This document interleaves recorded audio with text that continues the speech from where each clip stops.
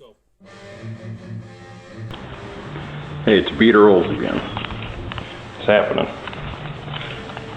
This is a small Cutlass video I'm going to make for you guys is how you go fast for cheap. I've explained a lot of the setup I have. You know, the engine I'm running, the transmission, but I really never explain the prices. And a lot of people like me are broke bastards. So, I'm going to tell you what I started off with. This was a $600 car. It was in a lot worse shape than originally. You know, originally it was in a lot worse shape than it looks like now. You know, I did a lot of body work, hung on some new doors and stuff. My big topic's the motor. All you guys know what this is. That's my 455. I scored it for 250 bucks. It was a running engine out of a 75 Olds 98. All I did to it, I cleaned it out real good. I put on some new gaskets, a fresh coat of paint. Basically it. I didn't take the heads off, and yes, I know these are the smog junk J heads, or so many people think, but I ran them as is. Intake manifold was from my buddy Tony up in Massachusetts. Hooked me up 100 bucks. That Holly 750, beautiful carburetor, I found on eBay. It was a misspelled listing. I got it for $50. The cam that's in here is an Edelbrock Performer, actually a small block Olds cam. 204, 214 duration, 448, 472 lift. It's not a bad cam. I know it's meant for the small block, but it meant a bit more torque for the big block. The engine makes about, roughly estimated, about 300 horse and about 475 foot-pounds of torque. Roughly estimated. I could be wrong. It could make a lot less. It could make a bit more. Many other things I got from the junkyard. Top plate from the junkyard, $4. Shroud came with the car. This is a Advanced Auto battery. It was a used battery, but there was nothing wrong with it. It tested fine. I got it for $25. The only bit of money I really spent on it was that Summit HEI distributor. And to be quite honest with you, it's kind of a piece of shit. I mean, the quality is pretty nice, you know, the housing and the shaft and whatnot. It's actually really good quality, except the electronics they put in are just plain junk. As for the interior, I spent a bit much on the carpet. It was $150 for the carpet. You can do less. You can go to the store and get regular carpet, whatnot. Being a mega shifter, I got for free. I know it's got the black housing, the indicator, whatnot. But the black housing that goes around it just wouldn't fit between my bench seat and my dash, so I left it looking all skeletal-like.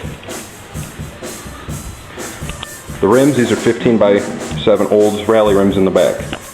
Very, you know, it can be hard to find. It can be very expensive. I got a set of 4 of them for $40 from a friend of mine in Ohio. The fronts are 14 by 6s. These came, some of these came with the car. Okay, this is what I call part 2. My battery died in the middle of the other video. Transmission underneath this thing. Turbo 350. TCI Street Fighter Turbo 50 racing transmission. I got it for $400. You can see it's got the nice deep pan. Got it from a friend of mine. I got lucky. Torque converter is a B&M 2200 or 19 to 2200 style converter. I paid $90 for. It does its job. There's better converters, but hey, it is what it is. I fabbed true dual exhaust on this thing. It's $75. Summit 2 1/4 X pipe kit, and I had a set of full bore racing mufflers. I got $25 here on sale because I guess the company went out of business. I know it's dark under here. I probably should get a light for you guys. I got my free sway bar from a good friend down in South Carolina. Awesome guy. Before, I had a set of 373 gears in the back. There's the Monty SS axle. I got lucky once again. A friend of mine stock car races. He races circle track, and he likes using G bodies, and he had a 7.5-inch rear, 373 gear. It was not a posi, but it was $75. Bolted right in, but with a 3-speed, it's no fun on the freeway.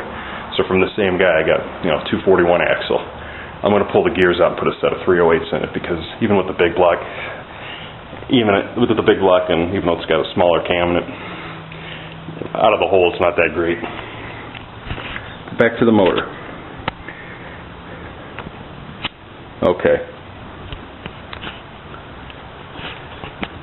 A lot of people are under the impression that you have to spend thousands and thousands of dollars on machine work and high quality parts to have a fast car.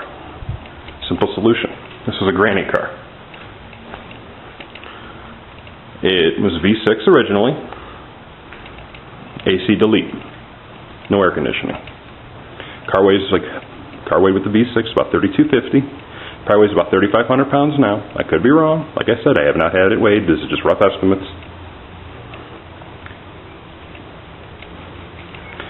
But you need to start off with a good running motor. You find yourself a 350, 455 olds, or if you're a Chevy guy, get yourself a running motor. It don't matter, Chevy, Ford, whatever. Get yourself a cheap running motor. You get them in the junkyard, $100. You find them in the swap meets. The economy is not the greatest now, so people are willing to sell things for a lower price. Key thing is get yourself a good core. Doesn't burn oil, doesn't have coolant mixed in the oil. Oil, it was well maintained, has good bearing clearances, but you can, change the bearings if need be. The important thing is to have good ring seal. And you start from there. Start adding bolt-ons. You have eBay, you have Craigslist, you have message boards, all different kinds of places where you can find performance parts for cheap. And this is, I haven't ran it, but the 403, I put the 403 in this thing originally, and it was a low 13-second car. And the motor I put together on the cheap, $100 setup, 350 heads. Most expensive part was the cam. At $110. But that's it. With a little bit of fabrication, a little bit of part searching and knowledge, you can put yourself together a pretty fast car for about $2,250. And if you're really thrifty, you can do it for even a lot less than that. I have less than $1,000 worth of motor right here. Probably about $750 worth, because I have good friends that take care of me, and I do the same for them. If they need a part that I have, more than happy to cut them a deal or just give it to them, because that's what we do. True dual exhaust, I made myself, like I said.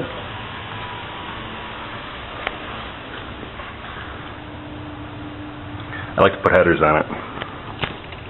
As for performance mods, I'm probably going to get a set of headers and change the gears. 308 gears and a set of headers into the true duals, and it'll probably help wake it up a little bit more. Not that it's a dog, but it can use a little bit more in the low end, getting out of the hole. I mean, as retarded as that sounds with the big block, maybe it's just me. But I hope this helps you guys. Piece on a couple videos together. Yes, I scratched the piss out of it, so I had to sand it down and primer it. I'd like to repaint it, but I can't afford it, so I'm probably going to roll it on with Rust-Oleum. I've seen a lot of good results. $100 paint job.